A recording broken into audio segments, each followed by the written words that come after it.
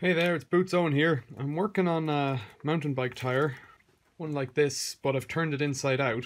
So I'm working on the inside of it, and what I'm doing is I'm driving these little self-tapping screws. They're 1/2 inch, 6 by 1/2 inch. I don't know what size that is. It's like a 4mm by 12mm self-tapping screw through the tread, through each of the knobbles of this tread and this tread, from the inside out. And the idea is that this would give you extra grip in slippery conditions like ice and snow. I don't know if it's going to work. I don't know if they're going to push through or get lots of punctures. The plan is to line it with a broken inner tube. So to line the inside and then have the other inner tube inside so that the heads aren't rubbing off the tube. But I don't know if that's how it's going to be. At the moment, I'm halfway there. I've done all around one side, and it looks particularly vicious with these screws sticking out like this. I wouldn't want to get that across my leg. In reality, they're about the right length. They're coming out about 3 or 4mm on the edge and about 6mm on the inner tread. And I have a feeling that's because the tyres are a little bit worn, but I didn't want to use a new set of tyres because I don't know if it's going to work. So I'm on to the second run, and all I'm doing is with a battery screwdriver, just looking at the pattern on the inside and feeling it from the other side with my finger. I'm just driving the screws in, one by one. It's very slow. It takes about 15 minutes to do half a tyre, which makes it about a 1 hour, 2 hour project if you can't putting the tyres on and getting it all set up and whatnot. But once it's done, I'll turn it inside out and give you a look at it. And then what I'll do is I'll probably test this a bit first before I put up a video.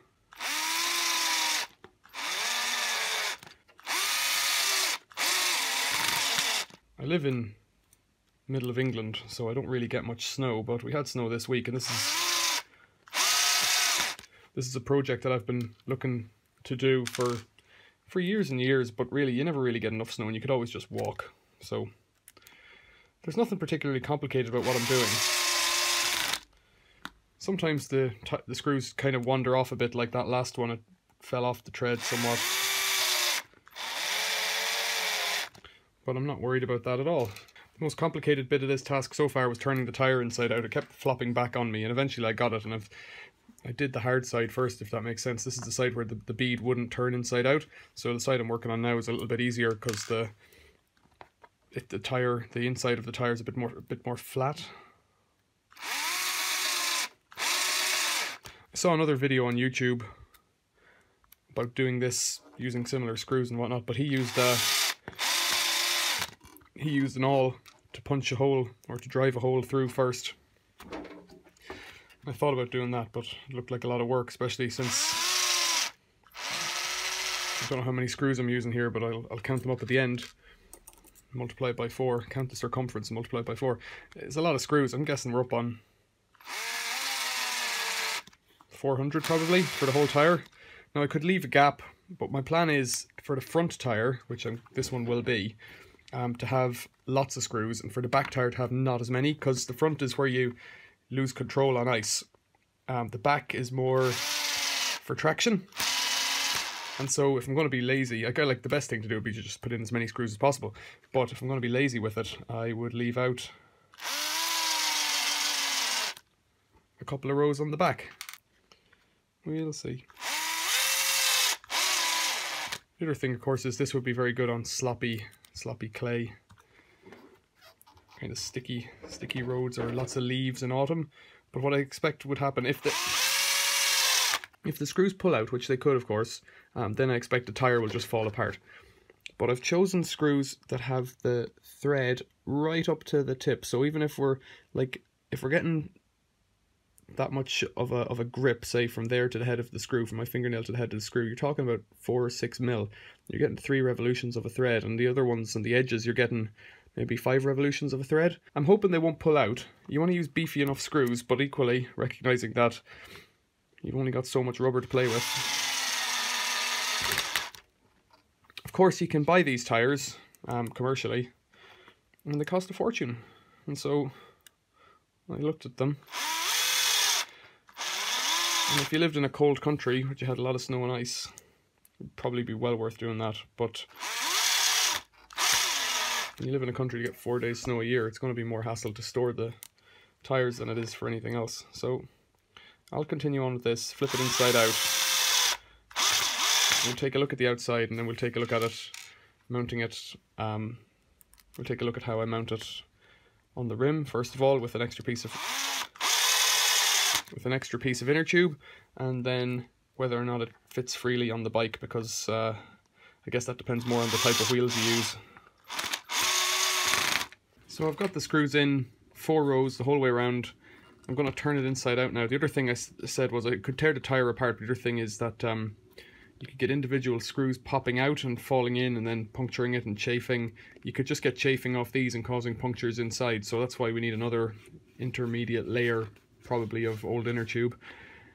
And the other thing is that we've put a load of holes in it. Now they will be sealed by the rubber against the metal, but if any one of them gets loose, water's going to get in. It won't matter because it's rubber and steel rim, or an aluminium rim with probably steel spoke nipples, but you know, it won't really be any worse than usual because water gets into tires all the time and they have a way of drying out. So let's twist this the right way around. It'll probably try and flop and I don't want it to graze me because it's pretty mean. So if you have a look at that, they're sticking out quite a way. Some of them I've got sticking out the side, some of them are sticking out. I kind of intended them to stick out the top because then they have the most rubber, but some of them have come out the side, some of them haven't really come out through the center of the tread, but it's pretty nasty, this. So I'll mark one up and I'll count and see how many we've got. So I counted them up. I've got 64 screws in each row, so that's 256 screws, which, you know, took me about an hour to drive in, which isn't bad going. It's kind of awkward to line them up and they slip sometimes, as you saw. That's quite a lot of screws. I did look at using countersunk chipboard screws, but because of the way the countersinking is, it leaves the screw head sitting proud more in the rubber. If I drive one in, I'll just drive one in here to show you.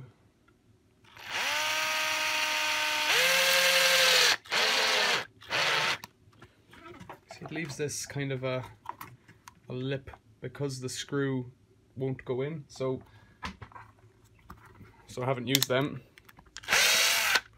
And the other thing that I think might happen in terms of wear and tear is that the screws might just wear out. They might just wear out to nothing and not be useful, but I imagine that would take a bit of time given that I don't use this very much, and if you're using it in proper snow and ice, especially snow, it should be fine. So I'll make a back tire with a single row, I think, along the center. Maybe just along the edge, actually. I don't know. They stick out quite well. If I can get them to come out like this one, where it's near... well, that is the center row. I'll try and get them to come out on this bit here, so it's very near the center. I guess it'll be okay. Just put them along the center and see how it goes. That is pretty nasty. Have a look up. It's a pretty nasty piece of stuff, that. Alright. Another tire. Another half hour. So here's what I'm calling the back tire. I've managed to get 3/4 inch screws on the edge and the same screws on the inside treads. Pretty nasty as well. Look at those spikes. You know, I think these are all a bit long and it puts a lot of, you know, bendiness on the tire, but you know, it's a tire, so I guess you want to run them a bit softer maybe. On the inside, the screw heads, the longer screw heads have a better kind of flare on the edge, which I think would be advantageous if you could use that on both types. Let's get that a bit closer. Whereas the ones that I've used on the front tire, they've kind of a, I don't know if they're a pan head and those are just a normal round head screw or something like that, but if you could get those ones, and I'm sure you can, in 1/2 inch or even shorter, 10mm or 9mm, then they'd be ideal. So I'll stick this on a bike, on some wheels and on a bike, and see if it's rideable even. So I've just made a start in this bicycle inner tube and I'm just slitting along the inside of it. It's the same side as the valve with scissors. Really nothing to it, but I'm putting it in here for completeness. And then I'll wrap this tube inside inside the tire, and then put the other tube inside this one, and that will stop the chafing. So if anything gets rubbed, it'll be this one rather than the tube that holds the air. And I guess this is a project if you've just had the tires done on your bike, new tires and tubes, you can just use the old ones for this, you know, because here's one that's been patched a load of times, so it's not, you know, I could keep it, it's good, but... So let's get this inner tube in here somehow. I think what I'm going to do is, there's some air in the inner tube that I'm going to use, so I'll try and wrap that tube with this tube. I don't know if it's going to work. It'll probably try and slide off. I'm going to wrap it and then offer it up. By the time I get to the other side, it'll have fallen off on this side. Yeah, it started coming off, so I'm going to have to put it into the tire. Try and hold it in there. It's not easy. It wants to keep sliding off, so let's try a bit better. I guess you could put some kind of tape, double-sided tape into the tire to hold this in place, but I don't really want to do that. Let's wrap that bit there like that. Hold that there. Put that up like this. And start.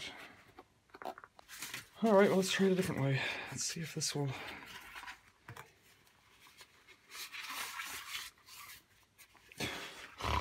Oh, this is the most difficult bit by the looks of things.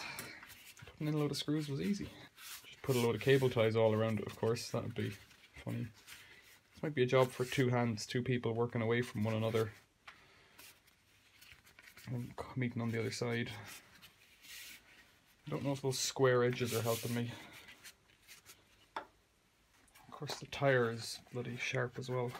What I'm gonna do is put a little wrap of tape around one bit of it. Hold it in place at one side, and then we'll work from there maybe. Then come back and take the tape off. Is that working? I don't know.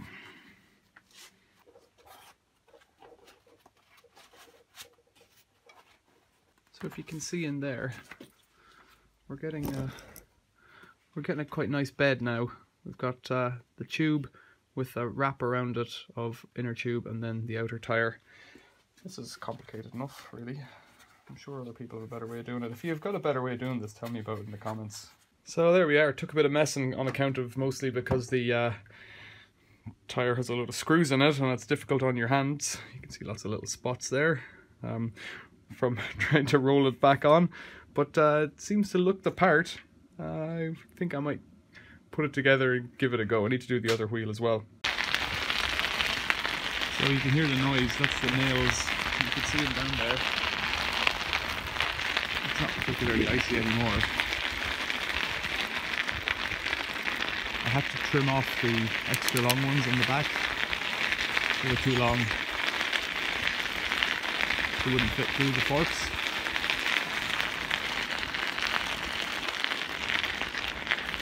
Yeah, it actually rides quite quietly over ice. It's got like a tiny bit there. Very little left.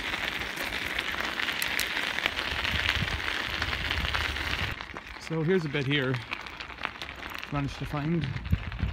It's snow that's been frozen for 3 days. It turned to slush and then froze again.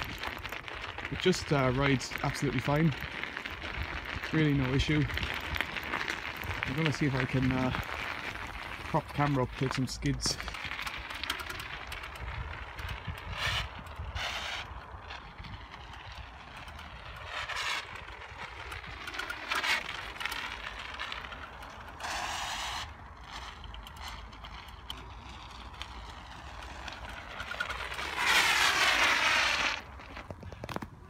So there's the claw marks there of the nails, and they dig in pretty well, like churn it up, you know. It's pretty cool. So I'm just back in from that ride. The front tyre, now granted I went about 1 kilometre in that whole thing, most of it on asphalt. The front wheel seems fine, the screws seem okay. On the rear, what was happening was these screws sticking out on the side, I've nipped them back with the bolt cutters because they weren't clearing, not this side but the other side. The dish of the wheel means I'd need to space it out properly to move the hub over to me. But anyways, I just trimmed them off. You can see I just trimmed the tips off because they won't be in contact most of the time. it pulled some really cool skids on ice, you know. The biggest issue was when you went to step off it, you forgot you were on ice. The bike had 100% grip, and your foot went. That was the only thing. So, yeah, this works really well. I'd recommend this project to anyone. It's really easy, really cool. What I'd say is, yeah, you want to watch the length of the screws. They don't need to be any longer than the tread, really. You want a good beefy tread on your tyre, and then just drive a load of screws through it. Works really well. The other thing I heard of doing was pop rivets. So if you drill a hole and then put a pop rivet through it, that would take forever compared to driving screws through. And they're aluminium, so they'd probably wear out faster. Steel screws, can't go wrong as far as I can tell. I'm looking forward to a bit more snow now. Give this thing a proper go. Alright, that's how I did it. Thanks for watching. See you later.